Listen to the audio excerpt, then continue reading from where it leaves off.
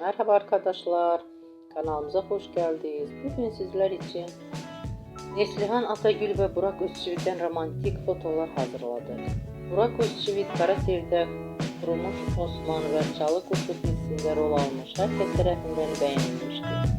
Biz de sizler için onların güzel paylaşımlarını hazırladık. Bu videoların devamlı gelmesini istiyorsanız kanalımıza abone olup yorum yazmayı unutmayın.